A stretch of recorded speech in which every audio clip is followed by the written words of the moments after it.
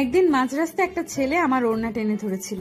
আমি পেছনে ফিরে ছেলেটার হাতে আমার ওড়না দেখে কোনো সাত পাঁচ না ভেবে তার গালে একটা থাপ্পড় বসিয়ে দিয়েছিলাম। কিন্তু আমি জানতাম না ছেলেটা সাধারণ কোনো ছেলে না, সে গুন্ডা মাস্তান টাইপের ছেলে। আর সেদিন থেকেই আমি ওই ছেলের নজরে পড়ি। ছেলেটাকে থাপ্পড় দিয়ে বলেছিলাম, বাসায় কি মা বোন নাই? ছেলেটা আমার চোখের দিকে তাকিয়েছিল। তারপর আমি তাকে অভদ্র বলে বাসায় চলে আসি। আমাদের এলাকার পাশের এলাকাটা নাম করা এলাকা, মানে খারাপ হিসেবে পরিচিত। যদি কেউ শুনে আমি এই এলাকার মেয়ে, তাহলে সবাই বলে ওই এলাকার মানুষগুলো খুব খারাপ, আর ওখানেই এই মেয়ের বাসা, তাহলে ওরাও খারাপ। আসলে দুই এলাকা পাশাপাশি হওয়ায় আমাদের এলাকার মানুষদেরও সবাই খারাপ বলে। পাশের এলাকার মানুষগুলো মারামারি ঝগড়া এসব নিয়ে দিন পার করে, আর অর্পণ ওই এলাকার ছেলে, আর তারও খারাপ হিসেবে খুব নামডাক আছে। বখাটে ছেলে একটা, মারামারি তো তার পেশা। তবে আমি এর আগে তাকে কখনো দেখিনি। বাসায় এসে আম্মুকে বললাম, আম্মু জানো, একটা ছেলে আজ রাস্তায় আমার ওড়না টেনে ধরেছিল, আর আমি তাকে থাপ্পড় মেরেছি। আম্মু আমাকে ভালো করেছি বলবেই কি তা না, উল্টো বলছে, তুই কি করেছিস সেটা? যদি ওই ছেলে তোর কোনো ক্ষতি করে ফেলে? এলাকার অবস্থা ভালো না বলে সবাই অল্প বয়সে এখানকার মেয়েদের বিয়ে দিয়ে দেয়। আমার আব্বুর স্বপ্ন আমি অনেক পড়াশোনা করব, তাই তিনি আমাকে পড়াচ্ছেন। কিন্তু আব্বু তো বিদেশ, বাসায় ছেলে মানুষও নেই, খুব সাবধানে থাকতে হয় আমাদের। তাই পরের দিন ঘুম থেকে উঠেই শুনি আম্মুর চিল্লাচিল্লি।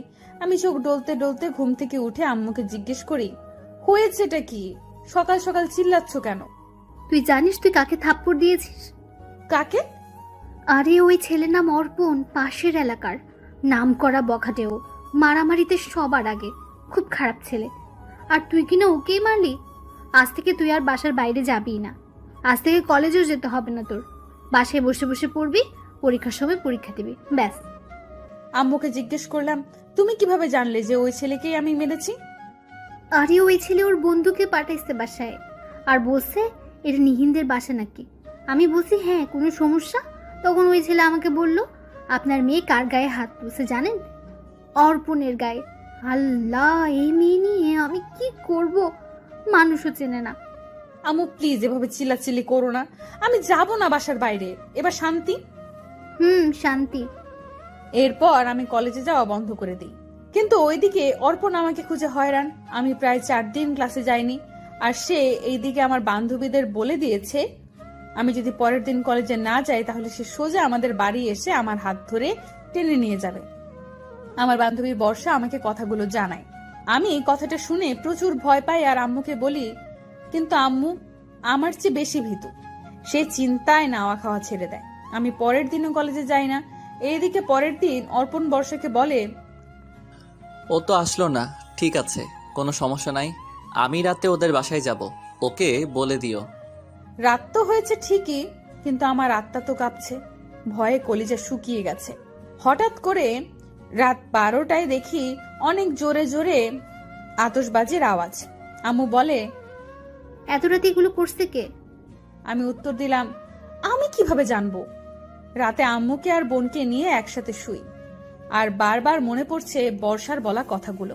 ও বলেছিল অর্পণ নাকি অনেক আগে একটা মেয়েকে ভালোবেসেছিল, মেয়েটা ওকে ভালোবাসতো, কিন্তু হঠাৎ মেয়েটা চেঞ্জ হয়ে যাওয়ায় অর্পণ একদিন মেয়েটাকে ডেকে নিয়ে ইচ্ছামতো বাঁশ দিয়ে পিটায়। পরে মেয়েটাকে হসপিটালে ভর্তি করা লাগে। পরে মেয়েটাকে ওর পরিবার ভারত পাঠিয়ে দেয়। এই ছেলে খুবই খারাপ। কিছুদিন আগেও নাকি এক ছেলেকে মেরে হসপিটালে পাঠিয়েছে, শুধুমাত্র ওর বাবা চাচার অনেক দাপট বলে কেউ নাকি ওর কিচ্ছু করতে পারে না। ভয়ে গা ছমছম করছে। সারা রাত আমি শুয়ে আছি ঠিকই, কিন্তু চোখে এক বিন্দু পরিমাণ ঘুম নেই। মনে মনে ভাবতে থাকি সকাল হলেই আজ আমি কলেজে যাব, আর তাকে গিয়ে জিজ্ঞেস করব সে কি চায় আমার কাছে। কিন্তু সকালবেলা হঠাৎ দেখি আম্মুর চিৎকার করে ডাকছে আমাকে, নিহিন, নিহিন দেখে যা, এখানে আয়। আমি দৌড়ে এসে যা দেখি তা দেখার জন্য আমি প্রস্তুত ছিলাম না।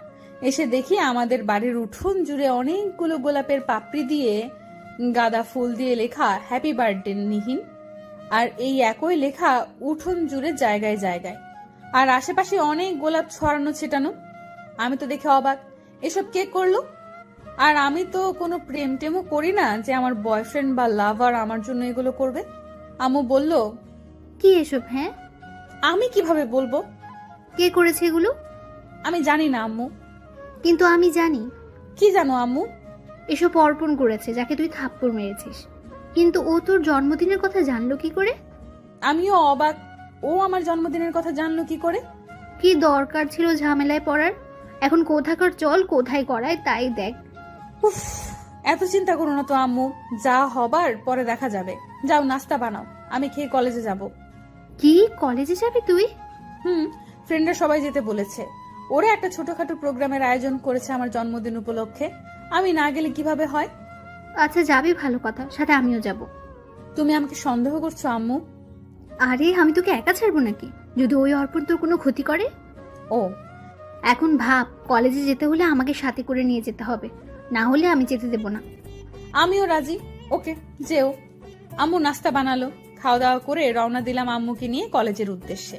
কিছু দূর যেতেই আমার চোখ এবার চড়ক গাছ। আমি যেই রাস্তা দিয়ে যাচ্ছি সেই রাস্তায় রং দিয়ে লেখা হ্যাপি বার্থডে নিহিন, আর পুরো রাস্তায় জায়গায় জায়গায় ফুল ছেটানো। কিছু দূর যেতেই একটা ব্রিজটা যে কি পরিমাণ সাজানো হয়েছে তা না দেখলে বিশ্বাস করার কায়দা নেই। আর ওখানেও লেখা শুভ জন্মদিন নিহিন। আমি সারপ্রাইজ পেলাম নাকি বিপদের পূর্বাভাস পেলাম কিছুই বুঝতে পারছি না। ভয়ে তো আমি শেষ। আম্মু আমার এক হাত শক্ত করে ধরে বলল, এসব কি? আল্লাহ রে, সারা এলাকার মানুষ দেখছে এগুলো, মান সম্মান আর কিছুই থাকবে না। আম্মু তুমি এমন করছো কেন? আমার দোষ কি এখানে? আমি তো কিছুই করলাম না। আমি কি বলেছি কাউকে এসব করতে? আম্মু সারা রাস্তা আমাকে বকতে বকতে কলেজে নিয়ে গেল। আর এতক্ষণে রাস্তার অনেকেই আমার দিকে তাকিয়ে মুচকি হাসি দিয়ে চলে গেছে। আম্মু সাথে ছিল বলে হয়তো কেউ কিছু বলেনি। কিছুক্ষণ পর কলেজে পৌঁছালাম। বান্ধবীরা কলেজের গেটের সামনে আমার জন্য অপেক্ষা করছে। সবাই আম্মুকে সালাম দিল। পাশে একটা রেস্টুরেন্টে ওরা আয়োজন করেছে। আমরা সবাই ওখানে গেলাম। ওখানে গিয়ে বর্ষাকে একটু দূরে টেনে নিয়ে বর্ষার কানের কাছে গিয়ে আস্তে করে বললাম, আমার আজ জন্মদিন, সেটা অর্পণ জানলো কি করে? আরে ও তো সবসময় কলেজের সামনে এসে দাঁড়িয়ে থাকে। আমরা যখন রেস্টুরেন্টে এসে প্রোগ্রামের কথা বলছিলাম, ও তখন শুনেছে। পরে আমাকে জিজ্ঞাসা করেছে কার জন্মদিন। আমি বলেছি নিহিনের। তুই জানিস ও কি করেছে? আমাদের বাড়ির উঠোন রাস্তা জুড়ে হ্যাপি বার্থডে নিহিন লিখে রেখেছে। কি বলিস? যা শুনতে পেলি। ও কি তাহলে তোর প্রেমে পড়ে গেল নাকি? মানুষ থাপ্পড় খেয়ে শত্রু হয়, আর ও দেখি তোর প্রেমে পড়ে গেল। থুর, কিছুই ভালো লাগছে না আমার, কি যে হচ্ছে। আচ্ছা এখন এসব বাদ দে, এখন কেক কাট, এনজয় কর। আর এনজয় দিছে আমার জন্মদিনের 12টা বাজিয়ে। সবাই মিলে কেক কাটলাম, খাওয়া দাওয়া করলাম, সবাই আমাকে গিফট দিল। তারপর সবার কাছ থেকে বিদায় নিয়ে বাসায় ফিরলাম। বাসায় আসার সময় কোথাও আমি অর্পণকে দেখিনি। মনে মনে ভাবতে লাগলাম, যাক বাবা, বেঁচে গেছি। বাসায় এসে ফ্রেশ হলাম। আম্মু ফ্রেশ হয়ে নাস্তা করতে চলে গেল। সারাদিন ভালোই কাটলো। বিকেলে বোনকে নিয়ে মেইন গেটের সামনে গেলাম। আর তখনই হুট করে অর্পণ এসে হাজির। আমি ওকে দেখে বাসার ভেতরে ঢুকবো সেই শক্তিটুকুও নেই। ছোট বোন বলল, আপু চলো। আর তখনই অর্পণ আমার সামনে এসে দাঁড়ায়। দেখুন কি চান আপনি? চলে যান, কেউ দেখলে খারাপ বলবে আমাকে। কে খারাপ বলবে? ওর জিব্বা কেটে ফেলবো না? দেখুন আপনার পায়ে পড়ি, প্লিজ চলে যান এখান থেকে, লোকে খারাপ বলবে। তাহলে কথা দাও কাল কলেজে আসবে। না, আসবো না। যদি না আসো তাহলে আমি তোমার বাসায় এসে বসে থাকবো। তখন কেউ মন্দ বললে আমার দোষ না। এখন বলো, আসবে কিনা কাল কলেজে? আচ্ছা আসবো, এবার আপনি যান প্লিজ। এরপর অর্পণ আমার হাতে একটা শপিং ব্যাগ দিয়ে চলে যায় ওখান থেকে। আমি তো ভয়ে শেষ। কেউ দেখলো কিনা ভাবতে ভাবতে মাথা খারাপ আমার। যদি কেউ দেখে তাহলে তো বদনাম হয়ে যাবে আমার। ছোট বোনকে বললাম, কি জ্বালায় পড়লাম আমি বল। হাত থেকে ব্যাগটা ছুঁড়ে ফেললাম মাটিতে। আর তখনই একজন প্রতিবেশী এসে দেখে বলে, কি এটায়? আর সাথে সাথে আমার বোন ব্যাগটা হাতে নিয়ে বলল, গিফট এটাতে আপুকে তার এক ফ্রেন্ড দিয়ে গেল। আজ আপুর জন্মদিন তো তাই। তুমি না একটুও বুদ্ধি নাই তোমার।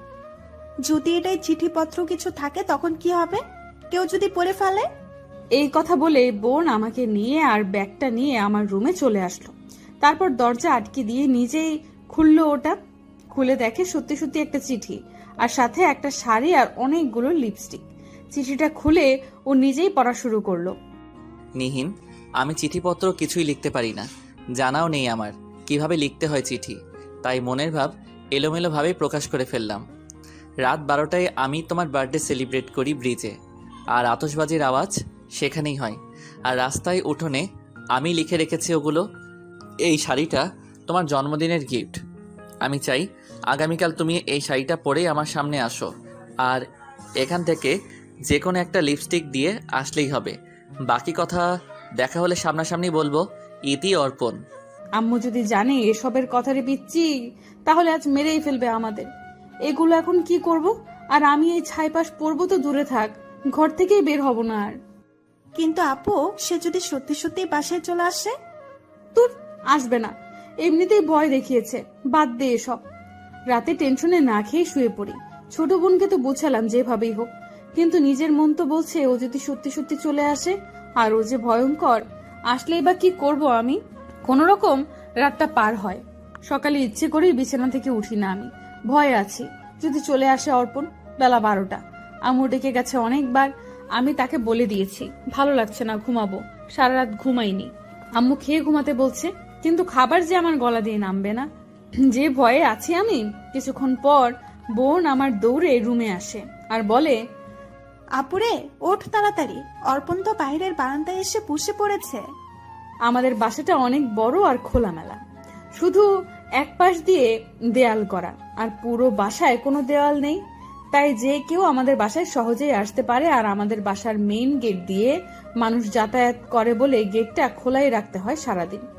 আমি তো শোয়া থেকে লাফ দিয়ে কোনো রকম উঠে বসে পড়লাম বোনের কথা শুনে, কিন্তু ভয়ে যেন এখন আমার আত্মাটা বেরিয়ে আসছে। এখন কি করবে অর্পণ? হঠাৎ করেই শুনি অর্পণ, কাকি, এই যে কাকি, একটু শুনবেন? এই বলে আম্মুকে ডাকছে। আর আমি দৌড়ে রুম থেকে বেরিয়ে এসে অর্পণকে বলি, আপনি এখানে? আর অর্পণ আমার দিকে রাগী চোখে তাকিয়ে আমার সামনে এসে আমার বাম হাতটা শক্ত করে মুঠো করে ধরে। হাত ধরলেন কেন আমার? আজব তো, হাত ছাড়ুন। তোরে কি বলছিলাম আমি? দেখা করতে বলি নাই? কেন করলি না দেখা? এবার তো আমি তোকে আমার সাথেই নিয়ে যাব। এতক্ষণে আম্মু বলে চিৎকার দেই আমি, আর আম্মু আসা মাত্র অর্পণ আমার হাত ছেড়ে দেয়। কি হয়েছে? এভাবে ডাকছিস কেন? আর তুমি? কাকি, আমি অর্পণ। কিছু বলবে বাবা?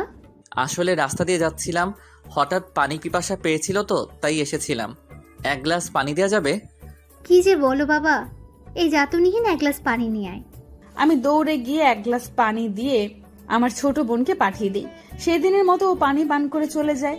সে চলে যাওয়ার পর আম্মু এসে আমাকে জিজ্ঞেস করে ও এসেছিল কেন। আমি আম্মুকে বলি আমি দেখা করিনি বলে। সে চায় আমি তার সাথে দেখা করি। সে যেন কি বলবে আমায়। কোথাও যাবে না তুই, আমি কালই তোর জন্য পাত্র দেখা শুরু করব। বিয়ে না দিলে এই ঝামেলা দূর হবে না। আর এই ছেলে যে খারাপ, আমার মেয়ের জীবন পুরো তামা তামা করে দেবে। এই বলে আম্মু চলে গেল। আব্বুকে এই বিষয়টা ফোনে জানালো। আব্বু বলেন, তুমি ছেলে দেখা শুরু করো, ভালো ছেলে সন্ধান করো, তবে ছেলে যেন শিক্ষিত হয়। আব্বু সারা জীবন শিক্ষাকে অনেক মূল্য দিয়েছেন। আব্বু চায় তার সন্তানেরা উচ্চশিক্ষিত হোক, আর তার মেয়ের জামাইরাও উচ্চশিক্ষিত হোক। আম্মু পরের দিনই ছেলে দেখা শুরু করলেন, মানে সবাইকে বলতে লাগলেন ভালো ছেলের সন্ধান পেলে যেন জানায়। এইদিকে অর্পণ আমার যতগুলো বিয়ের কাজ আসে সব ভেঙে দেয়। আব্বু বলেন তার এক বন্ধুর ছেলের জন্য নাকি আমার কথা বলেছে, আর বললেন আব্বু এসে যা করার করবেন, আমরা যেন চুপচাপ বসে থাকি। মন খারাপ করে এখন বাসায় বসে থাকি, শুধু না যেতে পারি বাইরে আর না কোথাও। তাই আমার বান্ধবী বর্ষা আমাকে বলল, তুই তো ফেসবুক ইউজ করিস না, একটা আইডি খোল, দেখবি সময় কেটে যাবে। কিন্তু আমি ফেসবুকের তখন কিছুই বুঝি না। বর্ষা আমাকে একটা ফেসবুক আইডি খুলে দেয়, আর ও নিজেই কয়েকজন ফ্রেন্ড অ্যাড করে দেয় আইডিতে, আর সব দূরের দূরের মানুষ। আমি বললাম এদের কেন ফ্রেন্ড করলি, আমি তো চিনিই না তাদের। ও বলল অচেনা মানুষ লিস্টে থাকলেই ভালো, কোনো ঝামেলা নেই, চিনবেও না আর কিছু বলবেও না, আর চেনা হলে শান্তিতে আইডি ইউজ করতে পারবি না। ওর কথা মতো বললাম আচ্ছা বুঝলাম। আমার লেখালেখি করতে খুব ভালো লাগে, তাই ফেসবুকে ঢুকেই আমি ছোটখাটো লেখা পোস্ট করতে শুরু করলাম। ধীরে ধীরে আমার বন্ধুর তালিকা বড় করলাম, ফ্রেন্ড রিকোয়েস্ট পাঠালাম, একসেপ্ট করলাম, কিন্তু কারোর সাথে আমার ইনবক্সে কথা হতো না। ইনবক্সটা আমার কাছে একটা প্যারা মনে হতো। যা কথা হবার কমেন্ট বক্সেই হতো টুকটাক। এর মাঝে যারা আমাকে ইনবক্সে নক করতো আমি তাদের এড়িয়ে চলতাম বেশিরভাগ। ওয়ালাইকুম সালাম, ভালো আছি, এসব ছাড়া আর কথা বলতাম না। কিন্তু হঠাৎ একটা ছেলে আমাকে একদিন রাতে ইনবক্সে নক দেয়, আর আমি তার মেসেজের সব রিপ্লাই না দিয়েই থাকতে পারিনি। ছেলেটার সাথে এই প্রথম আমার ইনবক্সে কথা। ছেলেটার আইডি দেখেই ভদ্র শান্তশিষ্ট মনে হতো। তার লেখার হাত ছিল খুবই ভালো, কিন্তু সমস্যা একটাই, ওর টাইপিং মিস্টেকের কারণে মাঝে মাঝে বানান ভুল যেত। আর আমি মনে মনে লেখা পড়ে খুব রাগ করতাম, এত ভালো লেখে অথচ বানান ভুল। তার সাথে প্রায়ই আমার এখন চ্যাটিং হয়, কেমন আছি, কি করছি, এই সেই কথা হয়। ধীরে ধীরে কথার পরিমাণ বাড়তে থাকে। একটা সময় সে আমাকে মেসেজ না দিলে খুব রাগ হতো। এক সময় সে আমাকে বন্ধু হবার প্রস্তাব দেয়, আর আমি তাকে বলি হতে পারি, তবে কোনোদিন সে আমার প্রেমে পড়তে পারবে না, আমাকে ভালোবাসতে পারবে না, ভালোবাসা চাইতে পারবে না। কারণ আমি শুনেছি কখনো কোনো ছেলে মেয়ে নাকি বন্ধু হয়ে থাকতে পারে না, একদিন না একদিন তারা নাকি একে অপরের প্রেমে পড়বেই। সে আমার কথায় রাজি হয়ে যায়, শুরু হয় আমাদের বন্ধুত্ব। ও আমাকে মেসেজে লিখে লিখে ওর লাইফের সব কথা লিখে। তখন এক একটা রাত চ্যাট করতে করতে কেটে যায়, তার কোনো খেয়ালই থাকে না আমাদের। ও প্রবাসী, দেশের বাইরে থাকে, আর আমি থাকি বাংলাদেশে। এইভাবে আমাদের বন্ধুত্ব আরো মজবুত হতে থাকে। আর কথায় কথায় ওকে আমি মনে করিয়ে দেই, খবরদার ভুলেও আমার প্রেমে পড়া যাবে না। বেচারা আমাকে চ্যালেঞ্জ করে, সে কোনোদিন আমার প্রেমে পড়বে না, সে এমন ছেলেই না, তার মনে ভালোবাসা বলতে কিচ্ছু নেই, সে ভালোবাসার ধারে কাছেও নেই।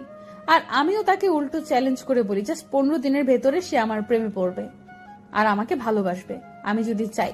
ও আমাকে বলে, ওকে, চ্যালেঞ্জ অ্যাকসেপ্ট করলাম, যাও 15 দিন সময় দিলাম, করে দেখাও এই অসাধ্য সাধন। আমিও আমার কথায় অটল, জিন্দেগিতেও তোমার প্রেমে আমি পড়ব না। আর সবচেয়ে মজার কথা হলো আমরা তখনও দুজন দুজনকে দেখিনি। তখন ওর প্রোফাইলে কোনো পিক ছিল না, আর আমিও আমার প্রোফাইলে কোনো পিক ইউজ করিনি, তাই দেখাও হয়নি কেউ কাউকে। আর ও নিজেও আমার কোনো পিক চাইনি তখন, আর আমিও চাইনি। চলছিল আমাদের অদেখা বন্ধুত্ব, আর সাথে ওই চ্যালেঞ্জ। দেখা যাক বাজিতে কে জিতে, নিহিন নাকি নিনিত। পরের দিন আমি নিনিতকে বলি, চ্যালেঞ্জ বাদ। ও বলে, নাকি হেরে যাবার ভয়। আমি বললাম, নিহিন হারার মেয়ে না। কিন্তু এর মাঝে অর্পণ আবার ঝামেলা শুরু করে। কিন্তু এই সব ঝামেলার মাঝেও নিনিত ছিল আমার ভরসা। ওর সাথে কথা বললে আমি সব ঝামেলা সব ভুলে যেতাম। যদিও তখন ও আমার বন্ধু। হঠাৎ একদিন অর্পণদের বাসার মানুষজন আমাদের বাসায় এসে হাজির। আমি বসে বসে টিভি দেখছিলাম, আর তারা বাসায় ঢুকে যায়। যেহেতু এলাকায় তাদের অনেক নাম ডাক, আর এসেছেও প্রায় অনেকজন, আম্মুও ভয় পেয়ে যায়। তারপর হঠাৎ মানুষগুলো রুমের ভেতরে ঢুকে আম্মুকে বলে, তোমার মেয়েকে আমাদের অর্পণ ভালোবাসে আর ওকে বিয়ে করতে চাই, তুমি ওর বাবাকে জানাও আর বিয়ের ব্যবস্থা করো। এইদিকে তো আমাদের হাত পা কাঁপুনি শুরু। আম্মু বলে, ওর আব্বুর সাথে কথা বলে জানাবো। ওনারা বলে, কোনো জানাজানির দরকার নাই। এই বলেই অর্পণের কাকা আমার আঙুলে একটা আংটি পরিয়ে দেন, আর বলেন, বিয়ে পাকা, মেয়ের বাবার সাথে কথা বলে ডেট ফাইনাল করো। আমি তো সেদিন কানতে কানতে শেষ। আম্মু বলে, এ কি করলেন? আমাদের মেয়ে শিক্ষিত, আর ওই ছেলে তো পড়াশোনাও জানে না। তখন ওই বাড়ির মানুষজন রেগে জানার বলেন, কে বলেছে ও শিক্ষিত না? ও তো এখনো পড়াশোনা করছে, কলেজে যায় না, ঢাকায় গিয়ে শুধু পরীক্ষা দেয়। পরে অবশ্য জানা যায় আসলে নিজের এলাকার কলেজে পড়ে না বলে অনেকেই জানে না ও যে পড়াশোনা করে। আম্মু বলে, কিন্তু ও তো মারামারি করে, সবাই বলে। তারা বলেন, আমাদের নাম ডাক আছে, তাই ওই সব একটু আধটু হয়, আর মানুষ এমনিতেই আমাদের নামে খারাপ কথা ছড়ায়। আম্মু আর কথা বাড়ায় না। এদিকে আম্মু আব্বুকে সব জানায়। আব্বু বলেন, আমি আমার বন্ধুর ছেলের সাথেই নিহিনের বিয়ে দেব, তুমি কোনো চিন্তা করো না। এরপর আমি মানসিকভাবে ভেঙে পড়ি, অসুস্থ হয়ে পড়ি। অনেকদিন অনলাইনে যাই না, ফেসবুকে আসা হয় না। আম্মু বলে, তুই এসব নিয়ে ভাবিস না, তোর আব্বু একটা ব্যবস্থা করবে। আম্মু অনেক বুঝায় আমাকে। তারপর ডিপ্রেশন কাটিয়ে আমি কয়েকদিন পর অনলাইনে যাই, আর গিয়ে আবার নিনিতকে বলি, তুমি কিন্তু আমার প্রেমে পড়ো না কখনো, আমি এঙ্গেজড। ও আমাকে বলে, তুমি নিশ্চিন্ত থাকো। ও আর আমাকে জিজ্ঞাসা করে না কিছু, আর আমিও বলি না। এদিকে আমাদের বন্ধুর মতোই কথা চলতে থাকে। কিন্তু হঠাৎ আমি একসময় ফিল করি আমি নিজেই নিনিতকে ভালোবেসে ফেলেছি। ওর জন্য অদ্ভুত একটা টান কাজ করে। যেহেতু অর্পণের জন্য বাসা থেকে কোনো সাপোর্ট নেই আর আমিও ওকে পছন্দ করি না, সেহেতু ভালোবাসাটা নিনিতের জন্যই জন্ম নেয়। আর ভাবতে থাকি নিনিত যদি আমাকে ভালোবাসে আর দেশে আসে তাহলে আব্বু আম্মুকে আমি নিনিতের কথাই জানাবো। আর একদিন নিজেই নিনিত আমাকে বলে দেয় ভালোবাসি। আর সাথে সাথে আমিও বলে ফেলি ভালোবাসি। এরপর একদিন ওর প্রোফাইলে একটা ছবি আপলোড করে, যে ছবিটা দেখে আমার বাকরুদ্ধ হবার অবস্থা। সব সময় আমার বান্ধবীরা বলতো আজ ওর উপর ক্রাশ খেয়েছি, কাল ওর উপর ক্রাশ খেয়েছি, কিন্তু আমার লাইফে আমি কোনোদিন ক্রাশ শব্দটা ইউজই করিনি। কিন্তু সেদিন প্রথম আমার মনে হলো আমি ক্রাশিত হলাম আমার নিনিতের হাসিতে। আমার লাইফের প্রথম এবং শেষ ক্রাশ আমার নিনিত। দেখতে দেখতে চলছিল আমাদের ভালোবাসা, স্বপ্ন দেখা। ভালোবাসা কি সেটা আমি ওর থেকেই প্রথমে জেনেছি। সত্যিকারের ভালোবাসার অনুভব আমি ওর থেকেই পেয়েছি। এর মাঝে হঠাৎ করে শুনি অর্পণের বাইরে যাবার সব কিছু ঠিক হয়ে গেছে। অর্পণ ওদের বাসায় জানায় ও আমাকে বিয়ে করে রেখে যেতে চায়, কিন্তু আম্মু কোনোভাবে তাদের রাজি করান যে ও দেশে আসলেই বিয়ে হবে। আর এদিকে আমিও পড়াশোনা শেষ করি আর এমন ভাবে বোঝান যে সত্যি সত্যি আম্মু খুশি মনে বলেছেন আর তারাও এটাই মেনে নেন। অর্পণ বাইরে চলে যায়, কিন্তু ও যাওয়ার আগে সারা এলাকা যে জানিয়ে যায় আমি ওর হবু বউ, এটা আমরা কেউ বুঝতে পারিনি। কিন্তু বুঝি তখন যখন রাস্তায় বের হলে সবাই বলতো কিরে তোর বর কেমন আছে। মাথা আমার খারাপ হয়ে যেত এসব কথা শুনে। আমি না পারতাম এগুলো সইতে, না পারতাম কাউকে বলতে। বাসায় এসে আম্মুকে বলতাম, সবাই দেখি জানে আমি অর্পণের বউ। আম্মু বলে আর বলিস না, আমাকেও সবাই একই কথা বলে। জানি না কি হবে, এমন মানুষের নজরে পড়েছিস, ওকে তোকে সহজে ছাড়বে? ওইদিকে আমি এসব ঝামেলার কথা বারবার নিনিতকে বলতে চাইতাম, কিন্তু বলতে পারতাম না। ভাবতাম ও তো দূরে, যদি এসব চিন্তা করে ও কাজের জায়গায় গিয়ে অ্যাক্সিডেন্ট করে ফেলে, বা যদি আমাকে ছেড়ে যায় এসব শুনে। যেহেতু আমাদের সামনাসামনি দেখা হয়নি, ও যদি আমার কথা বিশ্বাস না করে, আর এই ভয়টা থাকার কারণও ছিল বটে। নিনিত আমাকে খুব সন্দেহ করত, যে কোনো বিষয় নিয়ে অবিশ্বাস করত। যেমন যার তার আইডির নাম বলে বলতো এইগুলো তোমার আইডি, ওই আইডি থেকে কাউকে কমেন্ট করলে বলতো ওইসব কমেন্ট নাকি আমি করেছি। অথচ আমি ওর অগোচরে তখন আমার কোনো আইডিই ছিল না। আমি কসম খেয়েও ওকে বিশ্বাস করাতে পারতাম না যে ওগুলো আমার আইডি না। এই সামান্য ব্যাপারগুলো ও বিশ্বাস করে না, আর এত বড় ঘটনা ঘটে যাচ্ছে আমার জীবনে, আমি বললে বিশ্বাস করবে? এই ভেবে লুকিয়ে যেতাম ওর কাছে আর ভাবতাম সময় আছে যেহেতু আমার হাতে, সেহেতু ও আসলেই সব বুঝিয়ে বলবো, তারপর যা ডিসিশন হয় হবে। ও যদি চায় আমাকে ওর লাইফে জড়াতে তাহলে জড়াবে। ওকে বারবার জিজ্ঞেস করতাম, আচ্ছা কবে দেশে আসবে তুমি? ও বলতো আমি এখন আসতে পারবো না, পারলে তোমার কাছে কবেই চলে আসতাম। এর মাঝে আব্বু আসেন। আসার পর আব্বু ছেলে দেখা শুরু করেন, আর ওইদিকে এলাকায় এটা জানাজানি হয়, আর সেটা অর্পণের কানেও যায়। অর্পণ ওর বাসায় জানায় ও এই মুহূর্তে আমাকে বিয়ে করবে, আজই বিয়ে করবে। যদি ওর পরিবার ওকে না করায় বিয়ে, তাহলে ও সুইসাইড করবে। তাই ওর পরিবার সিদ্ধান্ত নেয় যেভাবেই হোক ফোনে কাবিন করাবে আমাদের। আর যেহেতু অর্পণ একরোখা বদমেজাজি, তাই ও যে কোনো কিছু করে বসতে পারে। আর তাই ওর পরিবারের মানুষজন এলাকার চেয়ারম্যান মেম্বারদের বুঝিয়ে আমাদের বাসায় নিয়ে চলে আসেন। আর ওর কাকাই একজন চেয়ারম্যান, আর সাথে করে নিয়ে আসেন আমাদের এলাকার কয়েকজন মুরব্বীদেরও। আমরা কেউ জানি না কিছু। আব্বুকে এসে সোজাসুজি বলেন আজ আপনার মেয়ের সাথে অর্পণের বিয়ে দিতে হবে ফোনে। আব্বু বলে এসব কিভাবে সম্ভব? কিন্তু সবাই মিলে আব্বু আম্মুকে অনেক প্রেসার দিতে থাকেন। এদিকে এত মানুষ আর আমাদের সাপোর্টে কেউ নেই। সবাই বলছে করে ফেলো মেয়ের কাবিন, এই ছেলে তোমার মেয়েকে ছাড়বে না, আর গোপনে যদি অন্য কোথাও বিয়ে দাও তাহলে তোমার সমস্যা হতে পারে। আম্মু কান্নাকাটি করছে, এদিকে আমিও কাঁদছি। আব্বুও দিশে পাচ্ছে না কি করবে। আর আমি যে নিনিতকে কিছু জানাবো, নিনিত তো বাইরে, না পারবে আসতে, না পারবে কিছু করতে। ওর নাকি ভিসা নেই। আর ওইদিকে অর্পণ বারবার ওদের পরিবারের জানায় কাবিন আজ না হলে অর্পণের লাশ যাবে দেশে। অবশেষে আম্মু এসে আমাকে বলেন তোর আব্বু বলছে কাবিনটা করে নিতে। কিন্তু আম্মু এই ছেলে তো। দেখ মা, এলাকার সব মানুষ একজোট হয়ে আছে, আমাদের তো এখানেই থাকা লাগবে। সবাই জানে তোদের এঙ্গেজমেন্ট হয়ে গেছে। তাছাড়া তোর বোনের কথা চিন্তা করবি না, ওরা যদি ক্ষতি করে ওর, আর ওই ছেলে যদি কিছু করে ফেলে তাহলে আমাদের পুরো পরিবারের সাফার করতে হবে। তুই কি এটা চাস? তাছাড়া ছেলে তো পড়ালেখাও জানে। হয়তো বাজে রেকর্ড ছিল, কিন্তু এখন তো বাইরে চলে গেছে, ভালো জায়গায় থাকে। দেশে যখন ফিরবে তখন আর এমন থাকবে না, রাগ ঝাল সব চলে যাবে ওর। তাছাড়া তোকে ভালোবাসে, তাই তো পাগলামি করেছে এত। তোমরা এইভাবে আমার জীবনটা নষ্ট করে দিবা শুধুমাত্র তোমরা এলাকায় সেফ থাকার জন্য? এগুলো আমার কথা না রে মা, তোর বাবার কথা। সে চায় না কোনো কারণে তার মান সম্মান নষ্ট হোক। বেচারার অবস্থা খুব খারাপ, উনিও এই ছেলেকে অতটা পছন্দ করে না। আম্মু, আমি এই এলাকা ছেড়ে চলে যাব, অন্য জেলায় চলে যাব। প্লিজ এই ছেলেকে বিয়ে করতে বলো না আমায়। আমার জীবনটা এইভাবে নষ্ট করে দিও না। মারে, আমার কিছুই করার নাই। দেখছিসই তো ওদের কত বড় গ্যাং।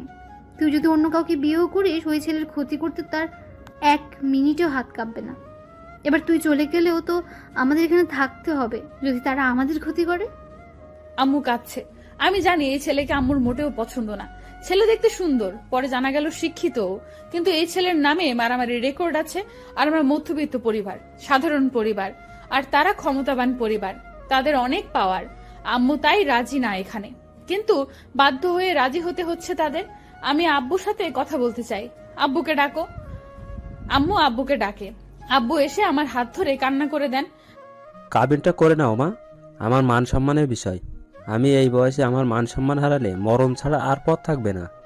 অন্তত আমাদের ভালোর জন্য রাজি হয়ে যাও। আমি আব্বুকে শুধু বললাম, তাই বলে আমার পছন্দ অপছন্দের কোনো দাম নেই।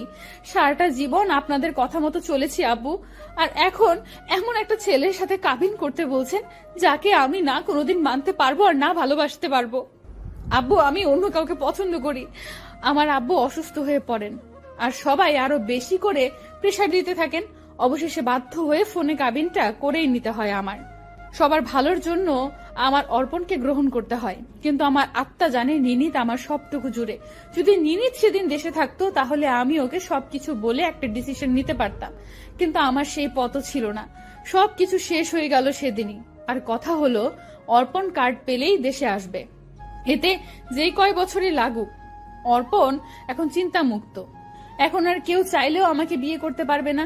সেদিন আমি 6 ঘন্টা অনলাইনে যেতে পারিনি। আমার একটা বদ অভ্যাস আছে, সেটা হলো আমি অতি কষ্ট পেলে আর অতি রাগে মোবাইল ছুঁড়ে মারি, আর সেদিনও তাই করি। আমার মোবাইলটা সেদিন হ্যাং করে বারবার। সব ঝামেলা কাটিয়ে 6 ঘন্টা পর আমি অনলাইনে যাই। গিয়ে দেখি নিনিতের মেসেজ। সারাদিন কই ছিলাম জানতে চেয়ে মেসেজ দিয়েছে অনেক। আমি শুধু ওকে ফোন দিয়ে কান্না করে বলেছিলাম, সব শেষ নিনিত, সব শেষ হয়ে গেছে। সেদিন ওপাশ থেকে নিনিত স্তব্ধ হয়ে গিয়েছিল। এরপর লাইন কেটে দিয়ে আমি পাগলের মতো চিৎকার করে কাঁদতে থাকি। জীবনটা আমার ওখানেই থেমে যায়। এর মাঝে অর্পণের সাথে আমার তেমন কথা হয় না বললেই চলে। আমি তার সামনে ভিডিও কলেও যাইনি কখনো। সে বুঝতো আমি তাকে মানতে পারিনি এখনো। সে কাজে বিজি থাকতো আর আমি আমার লেখাপড়া নিয়ে। এর মাঝে আমার একটা অসুখ ধরা পড়ে, যার কারণে আমি অসুস্থই থাকতাম 12 মাস। বাসায় বন্দিই থাকতাম সব সময়। কারোর সাথে তেমন কথাও বলতাম না। নিনিতের সাথে আমার যোগাযোগ ছিল তখনও। ও আমাকে সাপোর্ট দিত, বলতো আমি সুস্থ হয়ে যাব।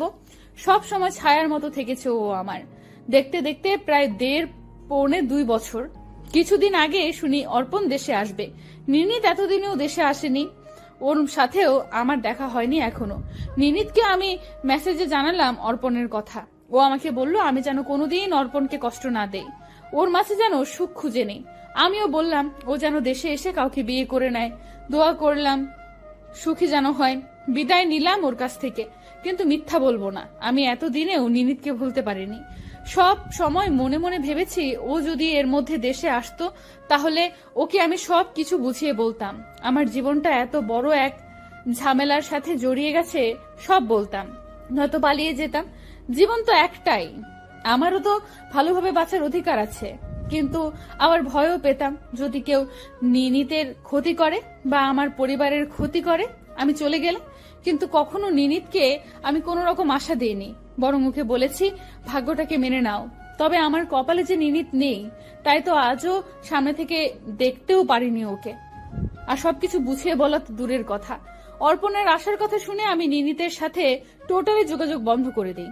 যদিও ওর সাথে আমার তেমন কথা হতো না শেষের দিকে, আমি ওর কাছ থেকে দূরে দূরে থাকতাম যাতে ও আমাকে খুব সহজে ভুলে যেতে পারে। শুনেছি চোখের আড়াল নাকি মনের আড়াল, এরপর অর্পণের আগমন ঘটলো। জানি না ওকে মানতে পারবো কিনা বা আমার জীবনে কি ঘটতে চলেছে। সে কি আগের মতোই আমাকে ভালোবাসে নাকি আমাকে এখন আর ভালোবাসে না। সে আসার পর ঘরোয়াভাবে দোয়া পড়ানো হলো। অনুষ্ঠানের কথা ছিল যদিও, কিন্তু আমি না করায় তার হলো না। তাছাড়া পরিস্থিতিও তেমন ভালো ছিল না, তাই আনুষ্ঠানিকতা বাদ গেল আপাতত। তবে পরিস্থিতি স্বাভাবিক হলে বড় করেই একটা রিসেপশন পার্টির আয়োজন করা লাগবে, এটা কথা রইল তাদের পক্ষ থেকে। যেহেতু অর্পণের পরিবার ছোট ছেলে, তাছাড়া ওদের আত্মীয় স্বজনও অনেক, তাদের নিমন্ত্রণ করতে হবে। অর্পণদের বাসায় এই প্রথমবারের মতো আমার পা রাখা। খুব ইচ্ছে ছিল নিন্দিতের বউ সাজার, কিন্তু বউ সাজাটা ছিল না আমার কপালে। আমার বউ সাজা হয়নি। সবাই বলেছিল শাড়ি পরতে, গহনা পরতে।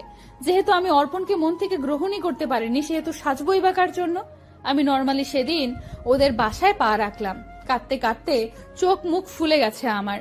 সবাই ভাবছে বাবা মাকে ছেড়ে যাচ্ছি বলে কাঁদছি হয়তো, কিন্তু আমি তো কাঁদছি নিনিতের কথা ভেবে। যাই হোক, তবুও নিনিতের অস্তিত্ব বুকের মাঝেই রেখে শুরু করতে যাচ্ছি কঠিন একটা জীবন। ওর ভাবি অর্পণের রুমে বসিয়ে দিল আমায়। আমি বসে বসে বলছি আমি বসে আছি। অর্পণ এলো। তার প্রথম কথা ছিল, ফাইনালি আমার ক্রাশ আমার ঘরে। জানো, যেদিন প্রথম তোমার ওড়না মাটিতে পড়ে যাচ্ছিল আমি তুলে ধরেছিলাম, সেদিনই প্রথম তোমাকে আমার ভালো লাগে। আর তুমি ভুল বুঝে আমাকে সেদিন থাপ্পড় দিলে। আসলে সেদিন আমি তোমার ওড়না খারাপ কিছু ভেবে টেনে ধরিনি, বরং তোমার ওড়না মাটিতে পড়ে যাচ্ছিল তাই আমি তুলে ধরেছিলাম। আর তুমি আমাকে সরি। সরি বলতে হবে না, ওই থাপ্পড়ের জন্যই তো আজ তুমি আমার ঘরে। আচ্ছা, তুমি এখনো কাঁদছো কেন? বাসার কথা মনে পড়ছে? আচ্ছা, কালই আমি তোমাকে তোমার বাসায় নিয়ে যাব। এখন কান্না থামাও। আমি যে পরিবেশে মানুষ হয়েছি, অর্পণদের পরিবেশ তার থেকে একদম ভিন্ন। তবু মানিয়ে নেওয়ার চেষ্টা করছি আমি। এখানে কেউ আম্মুর মতো আগলে রাখে না। নিনিতের সাথে আমি আর যোগাযোগ করিনি। কি লাভ যোগাযোগ করে ওর কষ্ট বাড়িয়ে? ও বরং জানুক আমি অন্য কাউকে পেয়ে ওকে ভুলে গেছি। হয়তো ও ভালো আছে, আমিও হয়তো একদিন এই পরিবেশে নিজেকে মানিয়ে নেব। কাটছে দিন, এই তো চলছে জীবন, আর এইভাবেই হয়তো চলতে থাকবে।